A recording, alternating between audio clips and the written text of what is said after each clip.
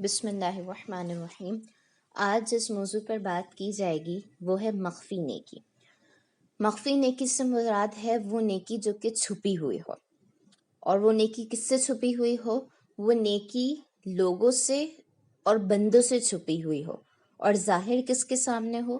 وہ نیکی اللہ تبارک و تعالیٰ کے سامنے ظاہر ہو اور لوگوں سے چھپی ہوئی ہو، اس کو کہتے ہیں مخفی نیکی۔ یعنی ایسی نیکی کرنا جو صرف ہم اور ہمارا رب جانتا ہے، کوئی اور نہیں جانتا۔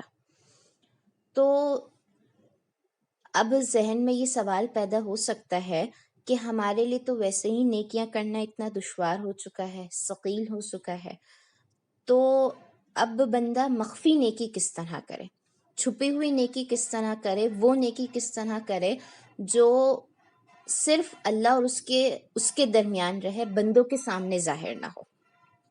تو جب ہم اس سوال کے جواب کی تلاش میں حدیث مبارکہ کی طرف رجوع کرتے ہیں تو ہمیں اس کا بہترین جواب اور بہترین مفہوم ملتا ہے کہ نبی کریم صلی اللہ علیہ وآلہ وسلم نے فرمایا، مفہوماً عرض کر رہی ہوں، کہ جب کوئی مسلمان اپنے مسلمان بھائی کے لیے کوئی دعا کرتا ہے، جب کوئی مسلمان اپنے مسلمان بھائی کے لیے دعا کرتا ہے تو اللہ تبارک و تعالیٰ اس کے لیے 2 فرشتے مقرر فرما دیتا ہے، جو اللہ تبارک و تعالیٰ سے دعا کرتے ہیں کہ اے اللہ، اس بندے نے جو اپنے مسلمان بھائی کے لیے دعا کی ہے، اس دعا کو تو اس کے حق میں قبول فرما اور اس کا مثل تو اسے عطا فرما۔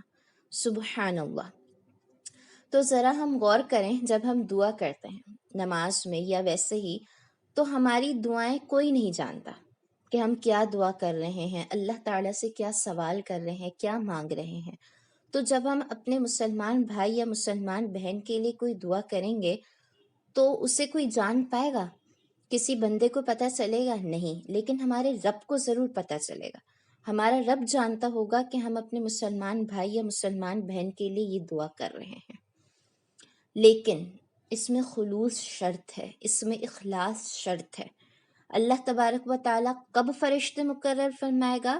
جب ہم بغیر کسی غرض کے، بغیر کسی فائدے کے، بغیر کسی مقصد کے اپنے اس مسلمان بھائی یا مسلمان بہن کے لیے دعا کریں کہ اللہ تبارک و تعالیٰ اس کی یہ فلاں مشکل حل کر دے، اللہ تبارک و تعالیٰ اس کی یہ فلاں مشکل آسانی میں بدل دے، یا اللہ تبارک و تعالیٰ اس کی یہ فلاں چاہت پوری کر دے، تب اللہ تبارک و تعالیٰ جو ہے وہ فرشتے مقرر فرمائے گا۔ جب ہم خلوص کے ساتھ دعا کریں گے تو اللہ تبارک و تعالیٰ فرشتے مقرر فرمائے گا جو ہمارے لیے اللہ تبارک و تعالیٰ سے دعا کریں گے۔ تو نیکی چاہے کیسی بھی ہو، اس میں خلوص شرط ہے۔ اب یہ جو حدیث مبارکہ بیان کی، اس حدیث مبارکہ کے 2 فوائد ہیں۔ پہلا فائدہ یہ ہے کہ جو ہم اپنے مسلمان بھائی کے لیے دعا کریں گے، کوئی مشکل، کوئی چاہت کے لیے، تو اللہ تبارک و تعالیٰ کی رحمت سے یہی امید ہے کہ ہماری اخلاص کے ساتھ دعا کرنے سے اللہ تبارک و تعالیٰ اس کی مشکل کو دور فرمائے گا یا اس کی چاہت کو پورا فرمائے گا۔ اور دوسرا فائدہ یہ ہے کہ جو دعا ہم نے اس کے لیے مانگی ہے، وہی دعا ہمارے حق میں بھی قبول کی جائے گی اور ہمیں اس کا مثل عطا کیا جائے گا۔ اب ایک سچویشن یہ بھی ہو سکتی ہے، ایک بات یہ بھی ہو سکتی ہے کہ جو ہم نے مسلمان بھائی یا مسلمان بہن کے لیے کوئی دعا کی ہے، تو ہو سکتا ہے ہم اس چیز سے نہ گزر رہے ہوں، ہو سکتا ہے وہ سچویشن ہمارے ساتھ نہ ہو رہی ہو۔ تو اس کا جواب بھی ہمیں یہ ملتا ہے کہ اگر ہم اس سچویشن سے نہیں گزر رہے، وہ چیز ہمارے ساتھ نہیں ہو رہی جو ہمارے مسلمان بھائی یا بہن کے ساتھ ہو رہی ہے، تو جو دعا ہم نے کی ہے اس کی برکت سے اس کا اثر یہ ہوگا کہ ہماری زندگی میں اس وقت کوئی اور مشکل ہوگی، کوئی اور پریشانی ہوگی، تو اللہ تبارک و تعالیٰ اس کو دور کر دے گا، اس کو ہمارے راستے سے ہٹا دے گا، یا جس مشکل سے، جس سچویشن سے ہمارا بھائی یا ہماری بہن سفر کر رہی ہے، اگر وہ مشکل ان کیس ہمارے فیوچر میں ہمارے ساتھ ہونے والی ہے تو اللہ تبارک و تعالیٰ اسے دور کر دے گا۔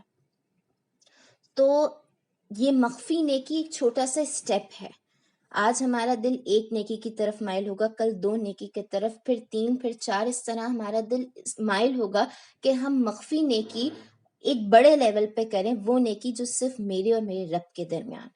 تو خلوص کے ساتھ نیکیاں ہمیں کرنی ہے تاکہ ہمارے نیکیوں کے پلڑے بھاری ہوں اور گناہوں کے پلڑے ہلکے ہوں.